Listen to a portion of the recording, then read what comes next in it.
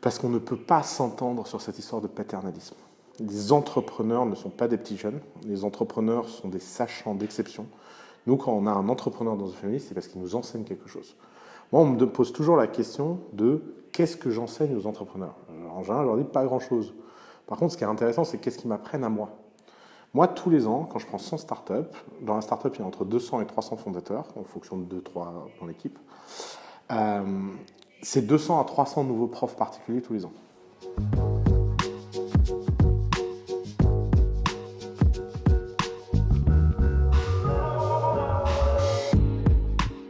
Valentin Richard, qui est CEO de Coup d'État, a dit dans une vidéo que la ressource la plus rare au monde, c'est le temps d'Oussama Hamar. Donc autant vous dire qu'aujourd'hui, on est très content et fier de pouvoir vous présenter une interview de 50 minutes avec Oussama, où il nous parle de son quotidien, de The Family, où il nous donne plein d'anecdotes sur l'écosystème startup en France. Voilà, c'est hyper intéressant. On était assez serein sur le fait que la vidéo serait intéressante parce qu'Oussama, c'est quand même une punchline à chaque phrase. Donc on espère que ça vous plaira. Je vous fais pas le teasing plus longtemps et on lance la vidéo. Je m'appelle Oussama Hamar, j'ai créé une société qui s'appelle The Family et accompagne une centaine de startups tous les ans en Europe. Ouais, très bien. En fait, The Family avait 1 an, on était dans mon appart dans le Marais. C'était devenu intenable. L'ambiance avec les voisins était catastrophique. Il y a un voisin qui a foutu le feu à notre boîte aux lettres, moi j'en avais marre de lui. Donc ça devenait très tendu. Il y a même Anne Hidalgo qui était venue visiter cet appart qui était dans le bureau. Et il y a un voisin du troisième qui a balancé une casserole d'eau sur la tronche d'Hidalgo. Et c'était un peu gênant. Et c'est vrai que ce type travaillait à la mairie de Paris, qui était décomposé. Donc on s'est dit que vraiment il fallait déménager. Et en fait, on a visité plein de choses. Et on visitait des choses entre 200 et 400 mètres carrés. Et on est tombé sur celui qui fait 1200 mètres carrés parce qu'il y a eu une erreur dans son loger. Et donc on s'est retrouvé dans la visite à visiter un endroit qui était dans un état lamentable, magnifique. Il y avait des travaux à faire, c'était machin, mais on se projetait vraiment avec Alice. Et en fait, pendant le rendez-vous, coup de bluff, on dit au type, voilà, écoutez, nous on veut prendre le lieu, on fait tout de suite le chèque de caution. On donne le chèque, on dit, ok, c'est beau et tout. Et le chèque de caution, c'était 200 000 euros et on avait 3 000 euros sur notre compte, on n'avait pas levé de fonds, on n'avait pas de business model, The Family avait 1 an. Moi, je faisais à l'époque The Family pour faire un petit truc, tu vois. J'avais pas encore. Je ne sais pas trop ce que vous avez donné. Et on fait le chèque et elle se fait comment faire. Je dis, non, on va essayer de gagner de l'argent. Et on a inventé Coup d'État en 30 jours, qui a été une formation de 2500 euros le samedi, et qui démarrait 4 semaines après. Et puis on a appelé le banquier, on a essayé de gérer avec lui. Et grosso modo, on a fait 250 000 euros de chiffre d'affaires en 4 semaines, qui a permis au chèque d'être accepté par le banquier et de passer. Et après, il fallait faire des travaux, il fallait tout ça, on n'avait pas d'argent. Et on faisait visiter le lieu, on disait voilà, on fait le lieu et tout, et les gens disaient c'est un vrai semblable sur nous. Évidemment qu'on va investir, et c'est comme ça qu'on a fait notre première levée de fonds. Et on a fait notre série A dans la foulée, on a fait tous les travaux du lieu en 4 semaines. Avec Alice et moi qui venions tous les matins sur le chantier, réorganiser le travail des mecs avec des to-do et tout, les mecs n'avaient jamais vu ça. Le mec nous disait, mais jamais en 4 semaines on fait le chantier. J'ai dit, de toute façon, si on ne le fait pas en 4 semaines, vous ne serez jamais payé. Donc, en fait, il va y avoir un problème de faire en 4 semaines. Parce qu'en fait, il y avait tout un enjeu que si on n'ouvrait pas la formation, on devait l'argent. Et qu'on avait un problème, quoi. Donc, on ne pouvait rien retarder. Donc, c'est fait pour ça.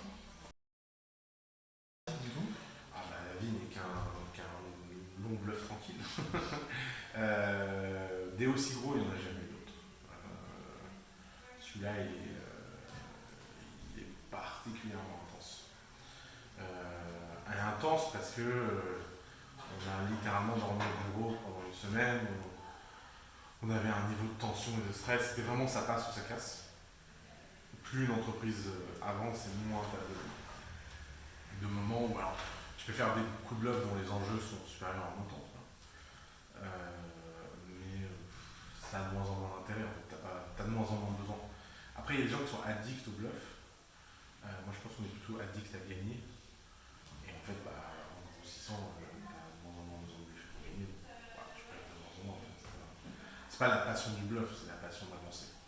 C'est pas la même chose. Bon, c'est plein de micro-choses, mais je pense pense qu'il y a un truc initial vraiment enthousiasmant. C'est que The Family, ça a été fait par des gens qui ne se sont pas trop posé de questions sur ce qu'il fallait faire et qui avaient plutôt envie que ce soit une extension naturelle d'eux-mêmes. Et donc, grosso modo, on n'a jamais eu de très grands plans, de très grandes ambitions stratégiques. C'était très naturel et organique. Et en fait, il s'est avéré qu'on avait un founder market fit. En fait. On était nés pour faire The Family. Et le marché avait besoin de gens comme nous, mais ça a été un hasard. Enfin, le fait que notre personnalité, Alice et moi, Nicolas, Balthazar, Mathias, soit tellement nécessaire à ce que le marché demande, qu'il n'y avait, pas de customer discovery, il n'y avait pas de... par exemple, moi, quand je réfléchis pour les startups, je me dis, voilà, quand j'étais entrepreneur, est-ce qu'un truc m'aurait plu ou m'aurait pas plu? Bon, c'est un filtre, moi j'étais tellement horrible comme entrepreneur que bon, si moi ça m'aurait plu, ça plaît à tout le monde. Enfin, jamais... Tu tombes rarement sur beaucoup plus relou que toi-même dans ce domaine. Et on a ce truc en fait, tu vois, Alice, sur la com, la déco, etc. On a un truc de cœur naturel. Quoi. Nicolas, il était né pour être intellectuel et écrire des newsletters. Aucun de nous en fait a l'impression de vraiment travailler. Il s'avère qu'en fait, cette combinaison de gens qui ne devraient pas être ensemble, qui sont là ensemble à faire un truc commun, c'est tellement rare comme ingrédient dans un plat que la simple combinaison de ces ingrédients et leur existence fait que The Family est pour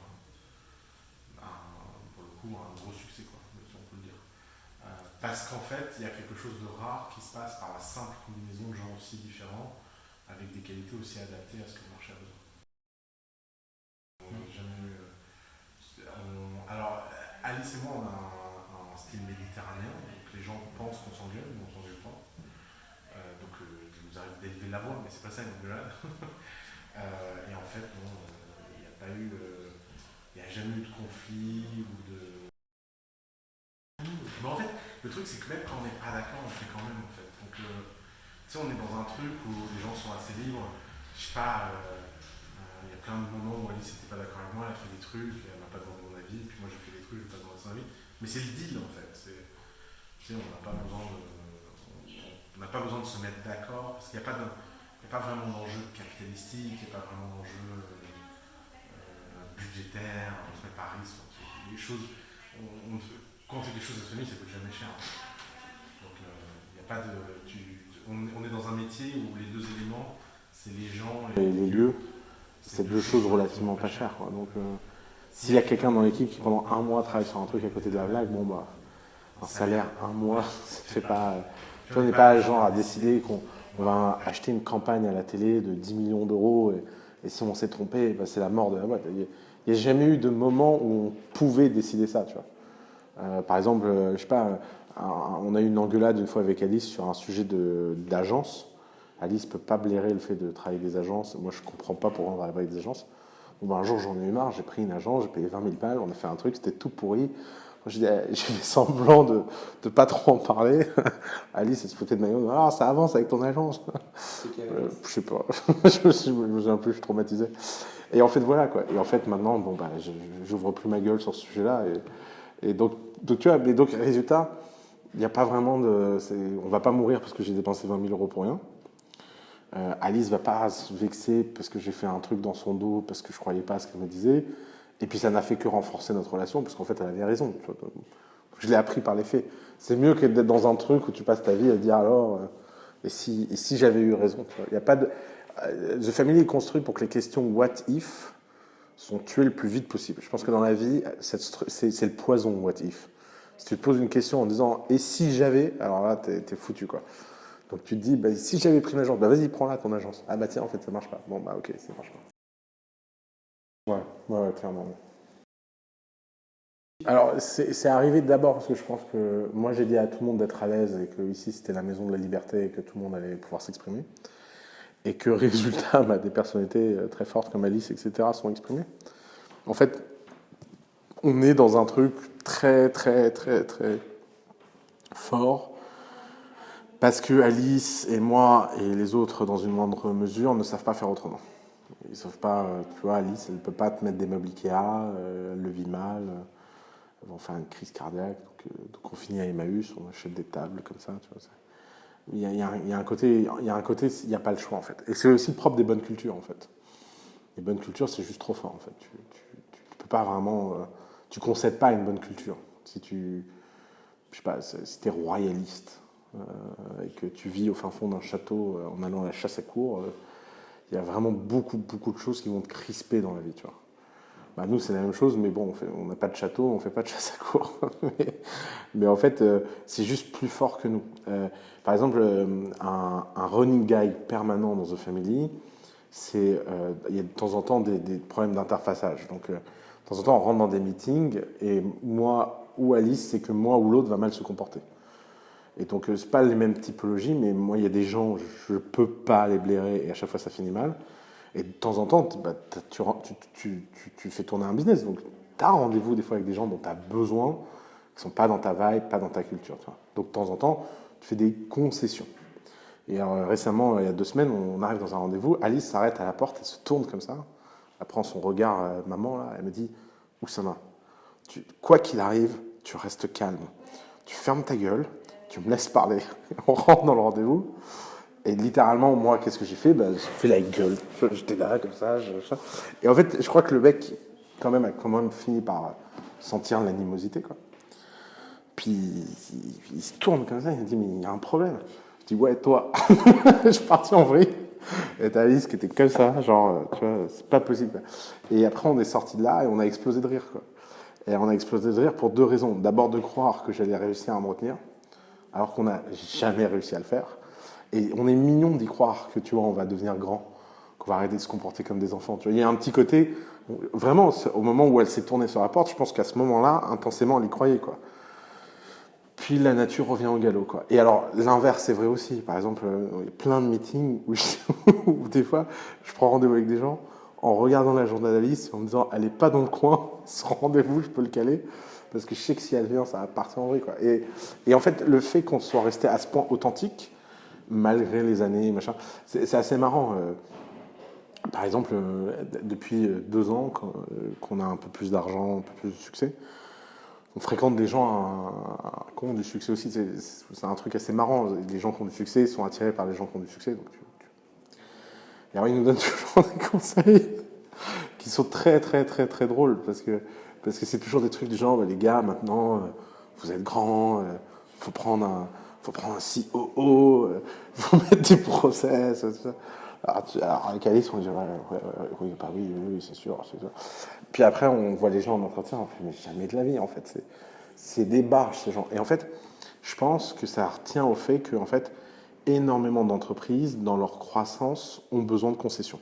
C'est normal. D'ailleurs, moi, je le fais tout le temps avec mes startups. Plein de startups, alors qui je leur dis des trucs qui leur font pas plaisir, qui sont contre eux, ou qui sont à des stades où, bah voilà, en fait, que tu le veuilles ou non, c'est comme quand tu passes d'enfant à adulte.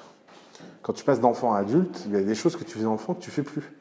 Si là, je te fais un joli dessin et que je te le donne, tu vas te dire, putain, il n'a pas grandi le garçon, quoi, tu vois. Donc il y a des attitudes que tu peux plus avoir. Et nous, on a la chance à The Family d'être dans une industrie et dans un secteur très, très, très, très particulier où on s'occupe d'une phase de boîte très, très, très particulier, qui est le début, où en fait notre gaminerie, notre inconscience, notre spontanéité, notre fraîcheur est une force. Et résultat, bah, on ne va jamais aller lever un fonds d'1 milliard et jouer aux asset managers. Ça n'arrivera pas. Les gens qui confient en argent, ils nous voient et ils disent ouais, non. Mais en même temps, c'est parce qu'on ne va jamais faire ça qu'on va rester les meilleurs dans cette phase-là. Parce que d'habitude, tu vois, tu changes de braquet et tout, et puis tu dénatures en fait. Et c'est une conversation qu'on a souvent avec Balthazar, et tout ça, en disant, bah, de toute façon, nous, il y a très très peu de risques de dénaturation, parce que de toute façon, les mecs des étages d'au-dessus, ils veulent pas de nous. Donc la porte, elle est bloquée, ils ont mis un truc derrière l'escalier. De temps en temps, on a essayé d'aller voir s'il y avait de la lumière. Tout est fermé, ils sont en bureau dans le silence. Et donc, il n'y a pas d'accès, en fait. Et comme il n'y a pas d'accès, bah, tu dis, bah, pourquoi je vais me faire chier? Moi, j'ai mon royaume, je m'amuse bien dans ce royaume, il se passe des trucs un peu différents d'ailleurs, et bah, je vis avec, quoi. Il n'y a pas de souci, quoi. J'ai pas besoin de changer de façon de faire, quoi. Et ça, c'est une chance de pouvoir rester un gamin très, très, très, très longtemps. C'est une chance. Ouais, clairement. Je pense que c'est 2 bons ressorts. On s'amuse, on s'assume. Des fois, c'est pas amusant de s'assumer. Mais ce qui est sûr, c'est qu'à chaque fois qu'on s'assume, on s'amuse. D'accord, qui je suis pas un sportif de haut niveau. Qui d'autre un poète maudit. Alors si je te pose la question différemment, c'est en fait contre quoi tu te bats au quotidien, c'est quoi ton ennemi? Ah, qui tu n'es pas dans ce sens-là. Ouais. Nous, notre ennemi, il est assez simple. Le monde des startups français, pendant très longtemps, c'était réservé à des gens qui venaient d'un certain milieu social, plutôt aisé, et qui venaient donner des leçons aux petits jeunes. Paternaliste, tu vois.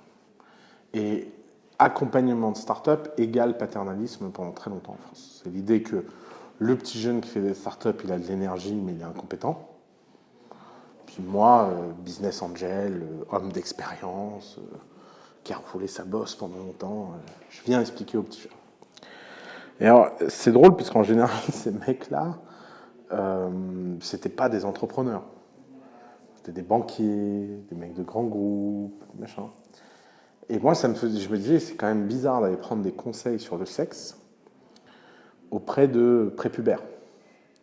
Alors, t'es puceau, tu veux faire l'amour pour la première fois, et tu vas prendre un conseil auprès d'un mec qui est biologiquement inapte, qui l'a jamais fait, et qui a des leçons très théoriques sur comment le faire, avec qui le faire, combien de temps le faire. Alors tu te dis, c'est bizarre quand même ce truc.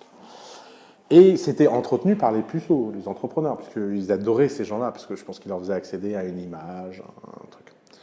Et en fait, ce qu'on a fait avec The Family, c'est qu'on a dit, tous ces types-là, non seulement ça va être nos ennemis, mais beaucoup plus profond que nos ennemis, ça va être des gens qui n'auront jamais accès à notre intérieur.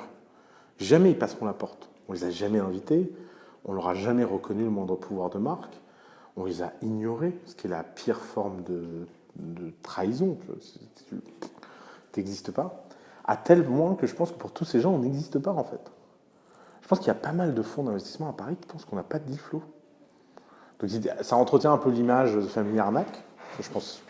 Parce que les mecs ils disent mais je comprends pas, je vois pas un deal, je vois pas un truc, et tout le monde me dit que c'est un gros succès. C'est quand même la caractéristique d'une arnaque. Tu vois. Le dernier mec qui a fait ça, il s'appelait Madoff.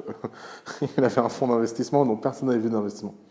Mais la différence entre Madoff et nous, c'est que nous, il y a plein de gens très sérieux qui font des deals et qui voient les deals en fait. C'est juste qu'en fait, ils n'arrivent pas à comprendre qu'ils ont juste été systématiquement et avec beaucoup de rigueur exclus de chez nous. Et pourquoi ? Parce qu'on ne peut pas s'entendre sur cette histoire de paternalisme. Les entrepreneurs ne sont pas des petits jeunes, les entrepreneurs sont des sachants d'exception. Nous, quand on a un entrepreneur dans une famille, c'est parce qu'il nous enseigne quelque chose. Moi, on me pose toujours la question de qu'est-ce que j'enseigne aux entrepreneurs ? En général, je leur dis pas grand-chose. Par contre, ce qui est intéressant, c'est qu'est-ce qu'ils m'apprennent à moi. Moi, tous les ans, quand je prends 100 startups, dans la startup, il y a entre 200 et 300 fondateurs, en fonction de 2-3 dans l'équipe. C'est 200 à 300 nouveaux profs particuliers tous les ans. C'est des mecs qui connaissent dans leur domaine des choses que personne ne connaisse. Ils comprennent des choses que personne ne comprend. Et ils ont un interfaçage qui n'est pas sérieux, parce qu'ils n'ont pas les codes du business, ils ne sont pas là depuis 20 ans, ils n'ont pas de réseau, de contacts, machin. Et donc c'est facile de les discompter. Mais en fait, c'est eux qui doivent nous apprendre des choses. Moi, je fréquente un jeune garçon qui s'appelle Maxime Coutet, par exemple. Il avait 15 ans quand je l'ai rencontré. Il m'a appris plus de choses sur l'intelligence artificielle, la VR, le jeu vidéo et la physique quantique que m'a appris n'importe quel expert sur le sujet de 30 ans. Parce qu'en fait, quand tu as 15 ans et que tu es fanat d'un sujet, c'est pas 2 heures par jour que tu y passes. Parce que tu as des rendez-vous, des machins. Non, tu y passes 15 heures par jour. Et tu fais que ça comme il n'y a que ados et jeunes que tu arrives à avoir ce genre de boulimie. Et moi, je le vois moi-même. Tu vois, j'ai 32 ans, j'ai un agenda surchargé.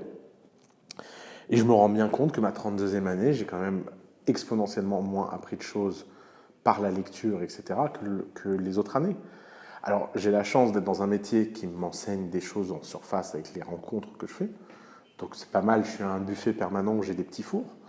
Mais ça fait très longtemps que j'ai pas fait de plat. Ça fait très longtemps que j'ai pas digué un sujet à fond, etc. Et je vois bien que j'en suis plus capable, en fait. Et pourquoi? Parce que c'est très, très dur d'être dans le cœur de la machine longtemps. C'est épuisant, c'est exténuant et tout ça. Et c'est là où la jeunesse a quelque chose à enseigner. C'est pas une histoire, tu vois, des mecs qui sont genre, oui, mais les jeunes. C'est pas les jeunes contre les vieux, en fait. C'est juste qu'il existe une singularité de gens, très jeunes, qui, à un moment donné de leur vie, sont dans une telle intensité d'apprentissage qui méritent d'être traités comme égaux et non pas comme personnes qui ont besoin d'être mentorées. Je supporte pas ces trucs de mentoring, de machin. Il y a toujours un côté genre, je t'apprends. Non, non. Tu te mets à leur niveau, tu te mets à égalité. D'ailleurs, j'ai lu un livre cet été qui m'a fasciné sur Montessori. Et dedans, ils expliquaient que la grande découverte de Montessori, c'est que les enfants apprennent beaucoup mieux quand l'adulte se met à genoux ou à quatre pattes. Et la courbe d'apprentissage des enfants explose quand tu fais ça. Parce qu'ils ne te traitent plus comme cette espèce de monstre qui fait 4 fois leur taille, mais comme un égal, or un égal qui en sait beaucoup sur des choses qu'eux ne savent pas. Et les gosses absorbent super vite. Et c'est marrant parce qu'en lisant ça, je me suis dit, putain, mais c'est exactement ce qu'on fait à The Family. Ce que moi, j'essaie de faire le plus vite possible quand un entrepreneur arrive, c'est d'être son égal. D'ailleurs, le plus grand ennemi de The Family avec les startups, c'est The Family. Parce qu'il y a 7 ans, quand une boîte rentrait à The Family, vous ne savez pas qui était Oussama Ammar. C'était le tocard du coin, que les mecs trouvaient sympa, ils faisaient des blagues, ils disaient, ouais, ok, pourquoi pas, quoi. Maintenant, il y a des gens, ils rentrent, ils disent, oh là là, Oussama, il y connaît, tu vois. Et c'est terrible. Donc, moi, mon métier, c'est de casser ça le plus vite possible. Et si j'arrive pas à le casser, de toute façon, il n'y aura pas de relation. Parce que si tu ne mets pas à égalité avec nous, c'est mort. Qu'est-ce qu'on va faire? Tu vas me vénérer et me dire que je suis le plus beau, ça ne va pas me rendre plus riche. Hein. Or, me rendre plus riche, c'est plus important que me dire que je suis plus beau. Donc, entre les deux, j'en choisis un beaucoup plus vite que l'autre, quoi. Alors ça, si je savais. C'est marrant, c'est une question à laquelle je réfléchis beaucoup. Et la seule conclusion intéressante que j'ai, c'est que quand même, j'ai eu beaucoup de chance. Et qu'il n'y a rien de plus explicatif que la chance, en fait.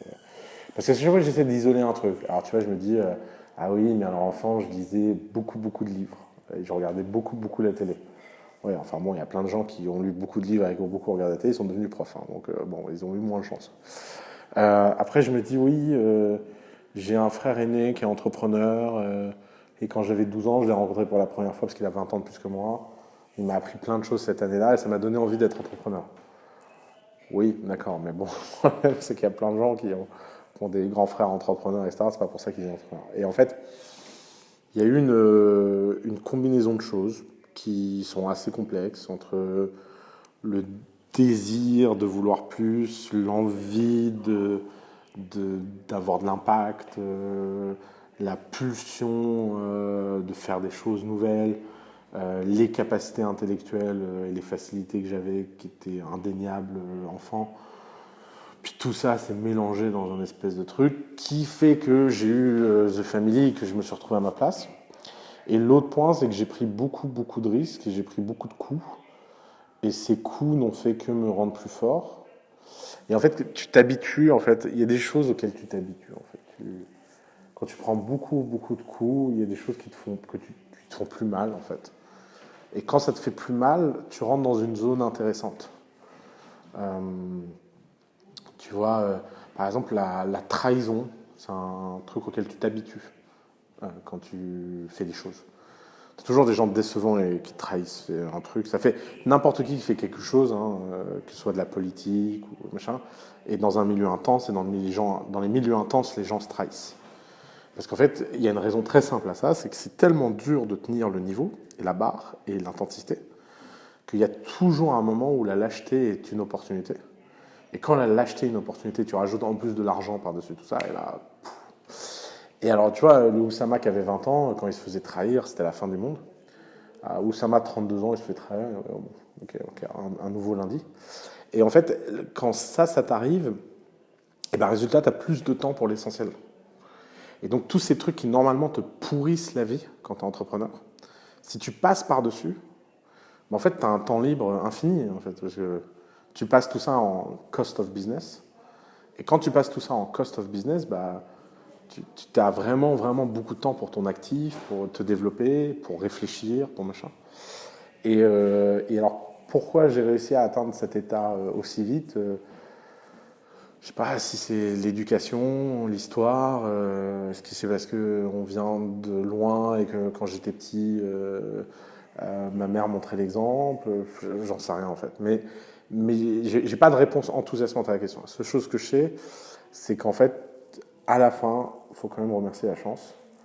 Parce que le travail, c'est important, le talent, c'est nécessaire, l'envie, c'est essentiel. Mais le différenciateur final de tout, c'est la chance. Et la chance, quand tu es dans ma position, hein, tu vois le pouvoir de la chance. Hein. Tu sais, des gens talentueux, intéressants, intelligents, qui travaillent plus que tout le monde et qui finissent avec rien, mais rien. Putain, qu'est-ce que t'en vois ici? C'est pour ça que de l'autre côté, ça me fait rire. D'ailleurs, c'est une phrase qui en général rend les gens psychopathes. Genre, ouais, mais la chance, c'est pas tout. Bah oui, si tu restes à la maison en train de regarder ton plafond, c'est fort probable qu'il se passe rien. Ça, merci beaucoup, on est tous d'accord. Mais c'est parce que les gens veulent pas affronter cette injustice. Moi, quand je dis aux gens, mais attendez, moi, je suis dans une institution où tous les ans, je prends 100 startups. Dans ces 100 startups, il y en a au moins 20 qui ont tout compris, qui ont raison surtout, qui font tout bien, qui suivent toutes les leçons, qui travaillent dur, qui sont sympas, qui sont modestes, humbles, extraordinaires. Et à la fin, ils ont rien. Il y a un truc qui contingent. Souvent d'ailleurs des histoires, t'as l'impression d'être dans une tragédie grecque. Tu sais, genre des trucs comme s'il y avait une sorte de Deus ex machina qui descendait et qui disait merci beaucoup pour tout ce travail. Au revoir. Et tu perds tout. Vraiment, t'es dans un milieu très très intense humainement. Récemment, Alice était dans un rendez-vous, le fondateur a pleuré dans ses bras. Et Alice me dit putain, j'étais traumatisé. Je lui dis bah, merci, bienvenue dans ma vie. D'habitude, c'est la seule fois où c'est pas arrivé à moi, quoi. C'est parce que moi, des gaillards qui en office hour pleurent, toutes les larmes de leur corps et ils ont l'impression que ça y est, c'est la fin. Tous les ans, j'en ai une dizaine. Ça fait partie de mon quotidien en fait. Et pourquoi? Parce qu'en fait, à la fin, tu peux avoir tout bien fait, mais il y a un truc qui passe pas. Et à l'inverse, il y a des mecs, c'est des connards, qui n'ont rien fait, qui ont juste eu un coup de chance pas possible, et ils ont des trucs invraisemblables. Et ça, c'est là où tu vois le vrai pouvoir de la chance. Et évidemment que c'est pas une stratégie d'être un connard. Les gens confondent stratégie et opportunité. La seule stratégie entrepreneuriale valable, c'est de travailler dur, le plus dur possible, avec consistance, de trouver dans ce travail dur du plaisir, pour pas finir en burn-out, que ton travail devienne ton plaisir et que ton plaisir devienne ton travail. Et si tu arrives à créer cette boucle et que tu le fais suffisamment longtemps, il y a toujours un coup de chance qui finit par arriver. Et il faut juste, en attendant, avoir la consistance et comprendre que la vraie inégalité, c'est pas de réussir ou pas réussir, c'est à quelle vitesse tu réussis. Est-ce que tu réussis en 2 ans, 5 ans, 10 ans, 15 ans, 20 ans, 30 ans, 35 ans, 40 ans. Et moi, cette leçon, je l'avais eue avec un mec dans la Silicon Valley que j'avais rencontré, qui genre était à la 9e boîte qui avait fait faillite. Et toujours des histoires invraisemblables. Je crois qu'il avait un type dans sa boîte qui avait volé dans la caisse, c'est lui qui avait été accusé. Enfin, tu sais, ce genre de trucs, mais tu dis, mais s'il y a un film, on peut même pas écrire le scénario, parce que le scénario, les gens se diraient, mais le scénario, c'est la fumée, quoi. C'est toujours ces gens intéressants dont la réalité est bien supérieure à un film. Et puis, le mec était à sa 9e mois, un peu fatigué par la vie, tu vois. Et il me dit, ouais, est-ce que tu veux investir? Et je me suis vraiment posé la question, je me suis dit, est-ce que vraiment tu donnes de l'argent à un mec qui a tellement pas de chance, quoi, tu vois? Et je me suis vraiment posé une question ésotérique, tu vois. Je me suis dit, qu'est-ce qu'il a fait dans une vie antérieure, celui-là? Parce que putain. Et donc, j'ai mis un peu d'argent, je l'ai perdu. Et, et ça a confirmé que quand t'as pas de bol, t'as pas de bol, tu vois. D'abord, je pense que je les aide beaucoup en m'en foutant. C'est contre-intuitif, mais je pense que je leur fais beaucoup de bien en leur montrant qu'au fond, pas très grave. Parce que je pense que les gens ne se rendent pas compte à quel point le miroir d'empathie dans ces moments-là est ta capacité à être dur avec eux, en leur disant tout ce qu'ils n'ont pas envie d'entendre, à savoir, c'est fini, c'est pas grave, tout le monde s'en fout, mais vraiment, tout le monde s'en fout. Je veux dire, le monde continue à tourner, c'est grave pour personne, etc. Et d'être capable d'avoir cette dureté et de la porter, parce qu'en fait, c'est une forme de bienveillance. C'est même la forme de bienveillance suprême. C'est de dire, je sais que je vois beaucoup plus loin que toi sur ce sujet-là, et je sais que in the grand scheme of things, it's going to be all right. Mais à cet instant précis, il faut juste prendre ta perte, il faut l'avaler, et il faut être un grand garçon, quoi. Il faut passer à autre chose. Et ça, j'ai mis du temps à apprendre à le faire. J'ai mis 4-5 ans à le faire bien, en fait. Et en fait, je pense, récemment, j'étais à un dîner où il y avait un cancérologue qui je sais pas, on en est arrivé à parler de ça, et il m'a dit, non, mais toi, petit joueur, enfin, ta vie est facile. Tu dis des mauvaises nouvelles aux gens, mais moi, je dis la mauvaise nouvelle suprême, quoi. Et alors, je lui dis, mais comment on s'habitue? On ne s'habitue pas. On devient juste de plus en plus méchant. Et en fait, en étant de plus en plus méchant, on rend le moment de plus en plus facile. C'est très contre-intuitif, mais en fait, vaut mieux tuer les gens d'une balle dans la tête que de 10 coups de couteau dans le ventre. Hein. Enfin, c'est pareil. S'il y a un moment, tu n'as pas le choix et tu dois faire un truc comme ça, machin. Alors, j'ai la chance d'être dans un truc où les sujets ont l'air dramatiques, mais c'est pas vrai. Tu as passé 5 ans de ta vie à travailler sur une boîte et à la fin, tu n'as rien. Tu as quand même passé 5 ans à avoir un salaire, tu t'es amusé, tu as fait des expériences, machin. Alors, ok, sur le moment, c'est dur émotionnellement tout, mais c'est rien par rapport à perdre un proche, c'est rien par rapport à risquer sa vie, c'est rien par rapport à avoir un cancer en phase terminale. Et être capable aussi de relativiser ça dans le moment en disant au type, bon, écoute, t'es mignon, oui, je sais, c'est dur et tout, mais on va relativiser 2 minutes sur ce qui se passe ici. T'es dans un pays riche, tu vas pas finir à la rue, t'es dans la Startup Nation, c'est à la mode, tu vas pouvoir aller faire une Falcon et raconter à tout le monde que t'es un héros. Ça va, enfin, la société te donne quand même assez de gages de bien-être pour que tu ne prennes pas ça non plus comme une catastrophe suprême et ultime, quoi. Et évidemment, que tout le sujet, dans un cadre comme celui de l'entrepreneuriat, c'est justement que les gens ne perdent pas trop leur temps.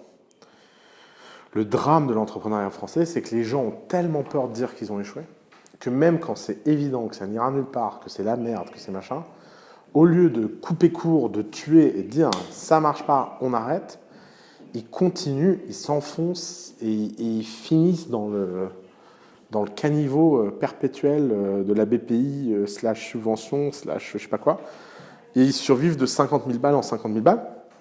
Et là, par contre, dire à un mec, ça fait 10 ans qu'il fait un truc, que en fait, ça vaut rien, alors je peux te dire que là, le coût émotionnel, c'est autrement plus fort. Et vraiment, tu te retrouves dans des situations où les gens deviennent...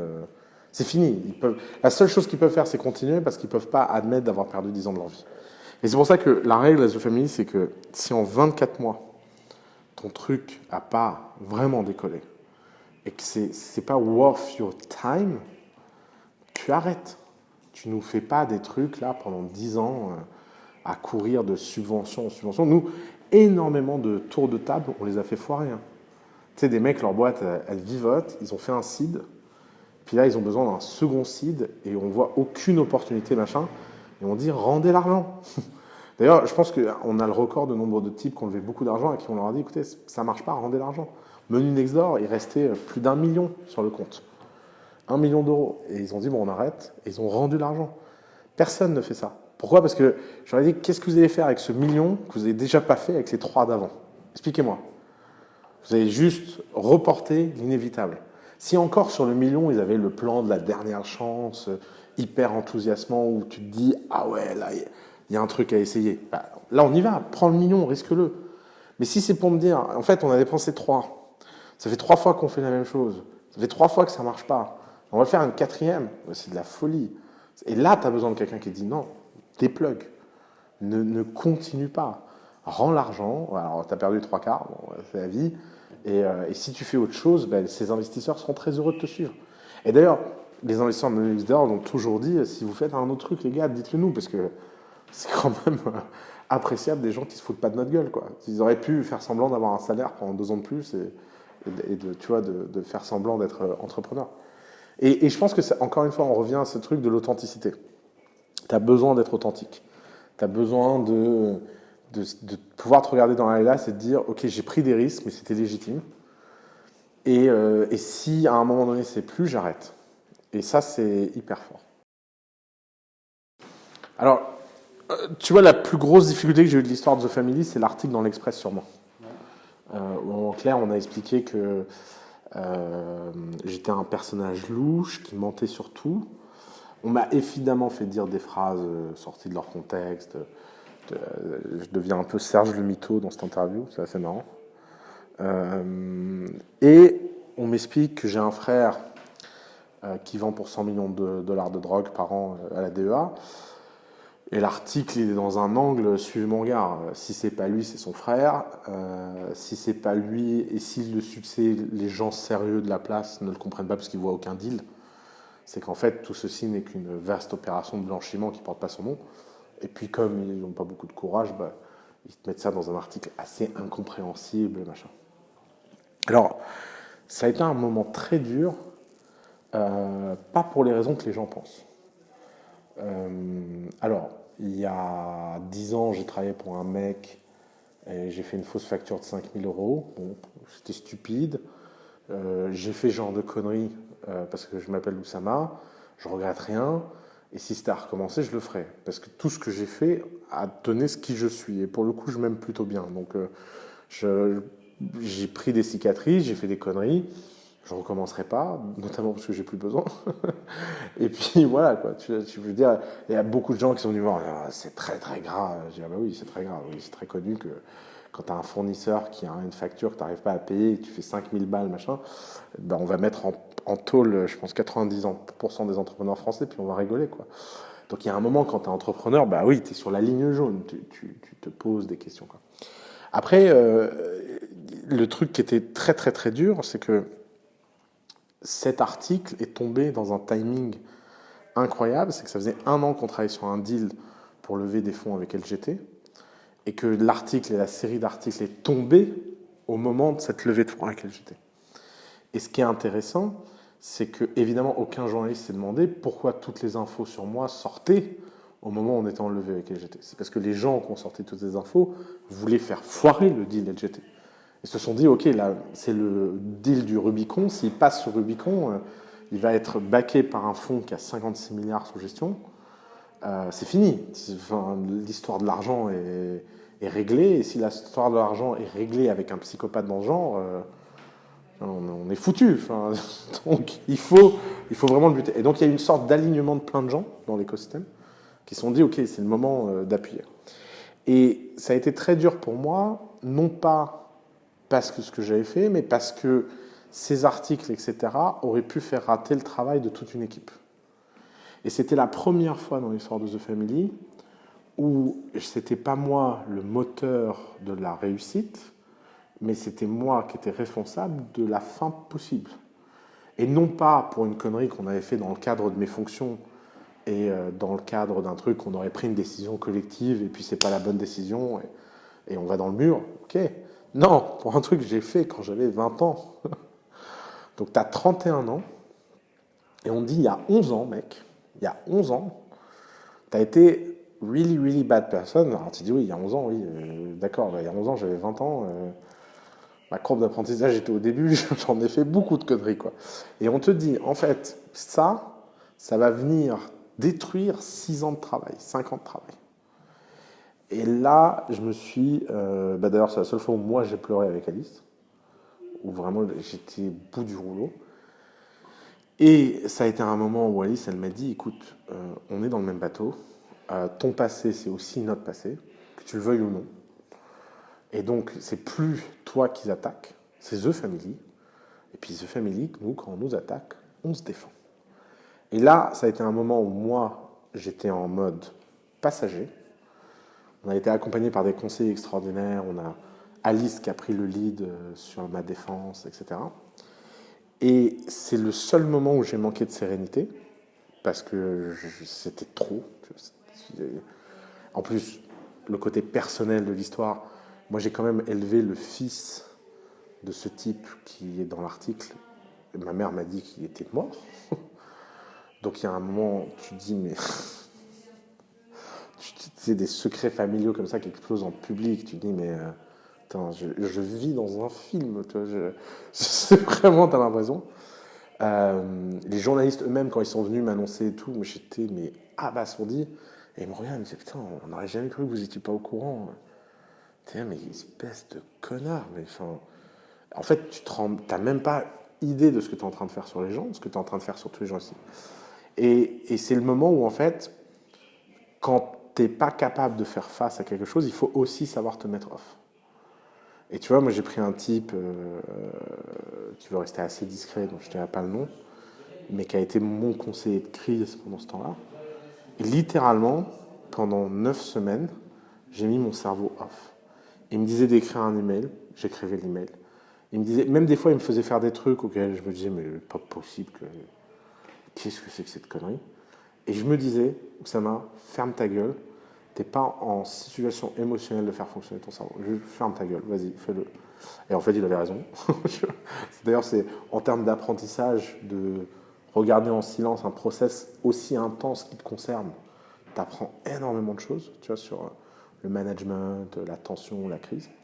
Et l'investisseur qui a investi chez nous a été d'un sang-froid hors du commun, en me disant, on ne sait pas si c'est vrai ou pas. Nous, notre boulot, c'est juste de vérifier si c'est vrai ou pas. Si c'est pas vrai, on investira. Si c'est vrai, on s'arrêtera. Et quand ils m'ont dit ça, ça m'a vachement rassuré.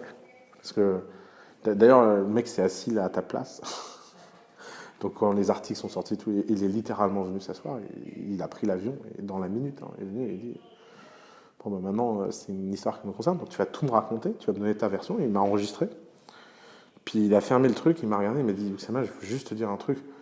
Je dirige un fonds de 56 milliards. Si je devais écouter la presse pour prendre des décisions d'investissement, ça fait longtemps que je ferais plus ce métier. Maintenant, si c'est vrai, tu me reverras jamais. Si c'est faux, nous, on est là pour te défendre. Et quand il m'a dit ça, j'étais détendu, quoi. Je me dis, ouais, c'est bon. Maintenant, il faut juste attendre. C'était pas serein comme attente. Ils ont quand même fait 9 semaines d'enquête. Ils ont dû prendre des enquêteurs privés, des machins. Puis après, ils sont venus, ils ont dit, bon, bah, on n'a ni besoin d'attendre le procès, ni les machins. On a tout compris, on investit, on se sent à l'aise.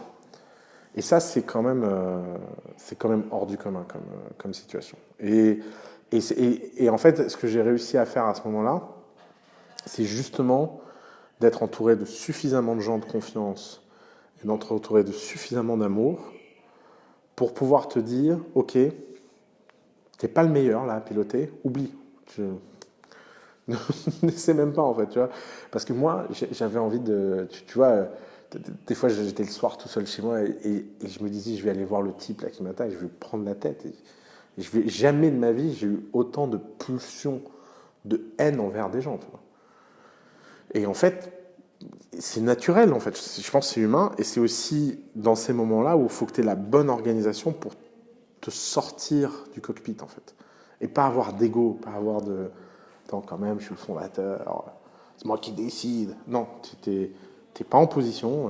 Je sais pas, c'est comme si tu es médecin et ton fils a un accident, tu ne l'opères pas. Tu es peut-être le meilleur chirurgien du monde, mais tu ne peux pas avoir la main sur ton enfant. C'est pas possible, en fait. Et donc, il faut reconnaître ces situations émotionnelles. Et donc, j'ai la chance d'avoir vécu des trucs comme ça dans ma vie qui font que mon seuil de résistance au stress est quand même super fort. Quand tu as vécu un truc pareil, où tu as été... j'ai quand même fait la une du JDD avec... l'entrepreneur qui a arnaqué Macron et une photo de moi, les bras croisés derrière le pauvre Macron. Enfin, les mecs, ils ont été forts quand même. Si tu veux, les journalistes, quand ils tombent dans la ligne de mire, ils y vont, quoi. Et en fait, quand tu vois ça, ce que les gens ne voient pas, c'est que ta mère, elle voit ça. Tes neveux, tes nièces, elles voient ça. Tu sais, quand tu as ta nièce qui t'appelle en pleurant en disant, écoute, tonton, je t'aime beaucoup, la pauvre, elle avait 8 ans, je veux pas que tu ailles en prison. Tu dis, mais attends, qu'est-ce qui s'est passé? Oui, il y a un type à l'école, il m'a dit que mon oncle, il vendait de la drogue. Tu dis, merde, ok. Et en fait, tout ça prend une dimension tellement personnelle qu'après, quand il y a un mec qui vient me dire, oui, alors en fait, on n'a pas respecté les règles sur les tabourets, dans je sais pas quelle réglementation du droit de travail, je dis, ouais, ok, on va régler le problème. On se détend. Il n'y a rien de grave. C'est aussi le pouvoir du relativisme. C'est que quand tu vis des trucs hyper larges dans ta vie, tout ce qui a l'air d'être large pour les autres devient pour toi un truc où oui, bon, bah ok, on y va, quoi, on le traite. Tu as besoin de deux choses. D'abord, tu as besoin de signal de marché, c'est très important.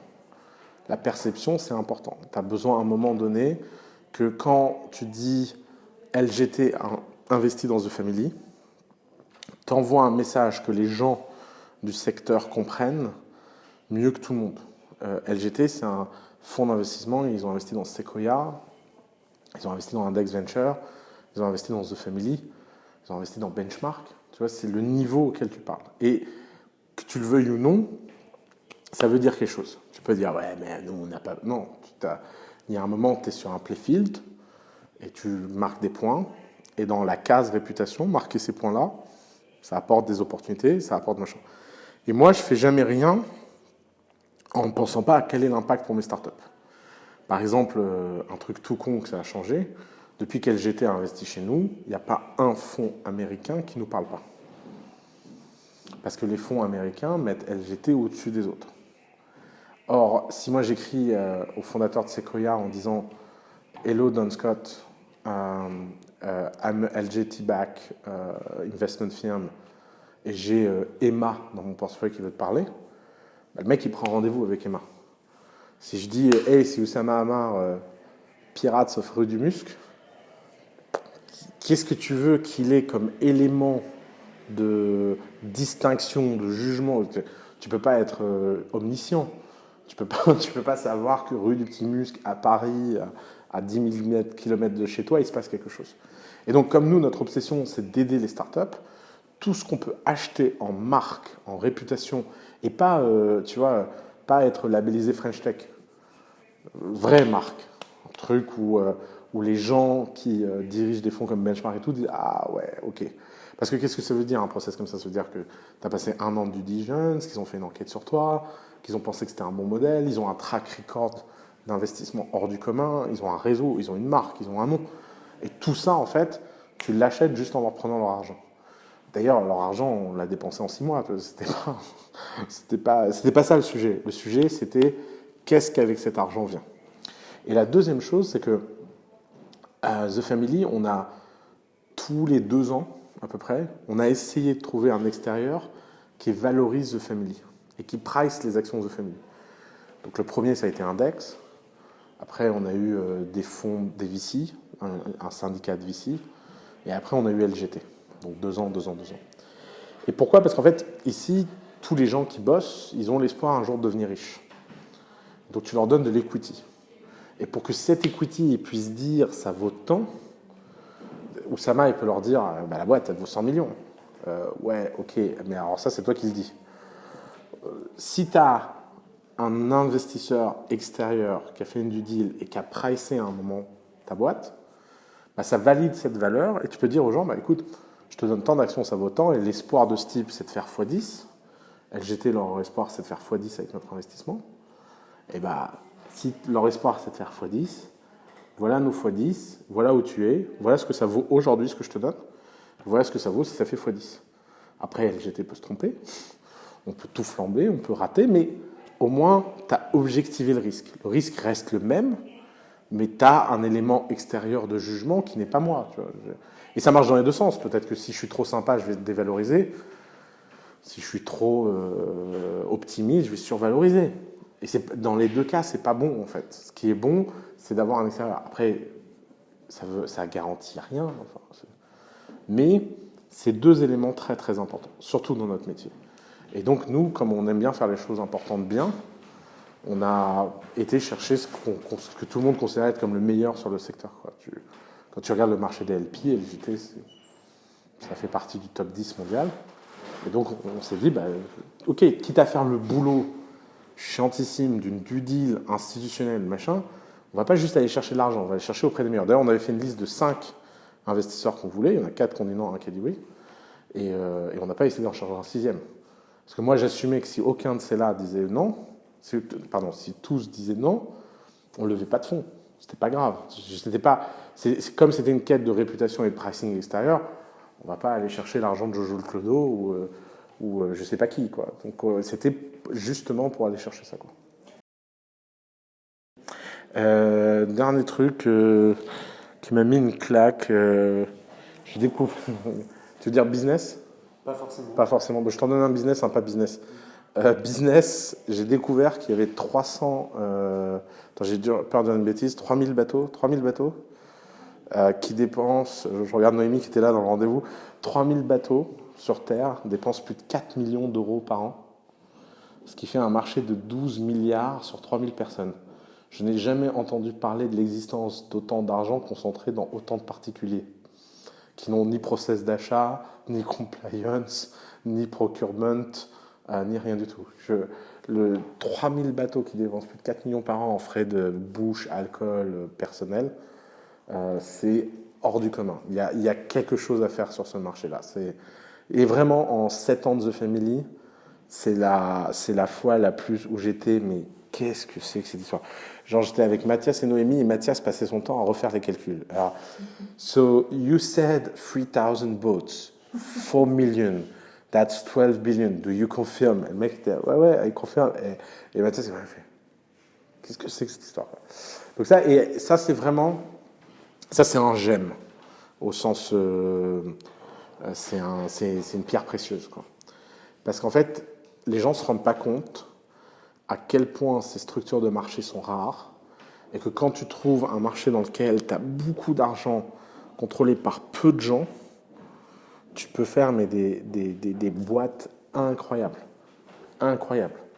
Tu fais le Amazon du dernier kilomètre du yacht, juste tu as 10 commerciaux qui ont 300 clients chacun dans leur book et qui font du phoning toute la journée, pas d'app, hein, téléphone, tu peux faire une boîte qui vaut 10 milliards. Ça, c'est le métier de The Family, c'est de trouver ces bugs de marché hors du commun, en fait. Et donc d'être en permanence à l'écoute de tout le monde. Là, dans les 2 ans qui viennent, je vais sortir 10 boîtes dans les yachts. C'est évident, quoi. c'est comme ça qu'on fonctionne, en fait. Et un truc qui m'a foutu une claque humaine récemment, je me suis rendu compte, récemment, je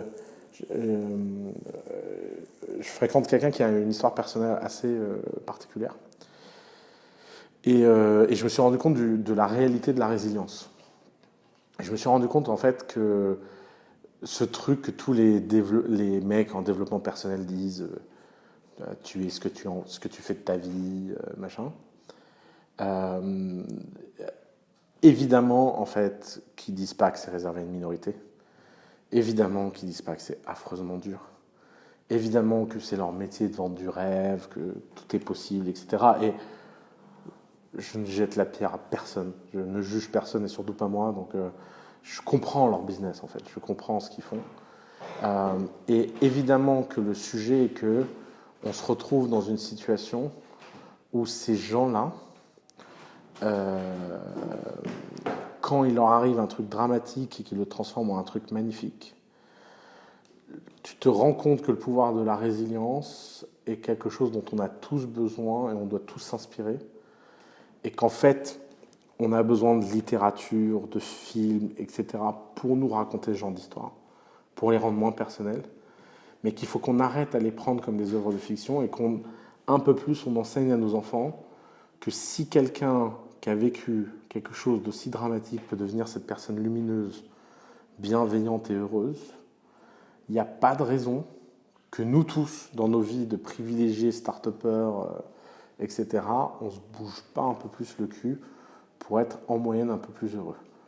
Et qu'on soit dans une industrie où le burn-out est un mal récurrent, c'est peut-être parce qu'on a un problème d'éducation. Tu vois, en fait, il y a une approche du burn-out qui est de dire burn-out, c'est normal quand on est sous tension et tout, ok. Mais c'est peut-être juste parce qu'au fond de nous, on n'a pas cultivé ce pouvoir de résilience et qu'on n'a pas cultivé le fait que ça va, que quand tu travailles 70 heures par semaine et qu'à la fin ça ne marche pas et que tu fais un burn-out et que tu es dépressif, ça peut être réel, ta souffrance, elle peut être tout à fait légitime, hein, je ne remets pas en cause, mais elle est aussi repose sur un ressort qui est qu'on est nombriliste, on ne se rend pas compte des souffrances qu'on a tous autour de nous et qu'il est peut-être temps de fermer un peu sa gueule et de prendre de la distance justement avec les choses de la vie. Et vraiment, pour moi, c'est de la rencontre de l'année. C'est à chaque fois que j'entends un peu, j'espère qu'elle racontera en public son histoire. Je l'encourage à le faire d'ailleurs. Mais si ça c'est possible, il n'y a pas de raison qu'on s'y mette pas tous, quoi. Parce que 1% quand elles réussissent trop bien et que ça doit suffire à nous rendre tous heureux en fait. D'ailleurs, une blague que je fais très souvent à The Family, quand quelqu'un vient, je lui dis, tu as deux choix. Soit tu es un connard et tu parles à personne, et tu as intérêt à ce que ta boîte elle vaille beaucoup d'argent. Soit, franchement, soit le bon gars sympa, le mec qui te dit qu'il fait des dragons dans un labo, tu lui dis trop fort. Et même si tu penses que c'est un gros con, sois cool avec lui. Parce que avoir des amis riches, en général, c'est aussi sympa qu'être riche soi-même. Et donc, en termes d'écosystème, c'est pas grave si 1% des entrepreneurs de famille réussissent vraiment, parce qu'en fait, ça aura un impact sur 99% d'entre nous. Cet été, on était en vacances dans la maison d'un ami, et 90% des gens dans cette maison étaient en faillite, et n'avaient pas d'argent, et on a tous eu un été extraordinaire, parce que lui avait une réussite extraordinaire. Donc, pour profiter dans la vie, il n'y a pas besoin que ce soit à toi, il suffit d'avoir le bon entourage, quoi. Et en fait, c'est ce truc positif et sympa qu'il y a à The Family, c'est qu'on arrive à créer un environnement où de toute façon, on sait très bien qu'un petit nombre d'entre nous va vraiment exploser, qu'il n'y a pas de raison que ce petit nombre, ce soit pas toi. Je veux dire, pourquoi pas? Pourquoi pas toi? Tu y crois jusqu'au moment où c'est pas toi. Et quand c'est pas toi, tu as quand même une vie plus sympa que la moyenne parce que tu es dans un environnement où les gens sont plus sympas que la moyenne. Et c'est ça le network effect de long terme de The Family.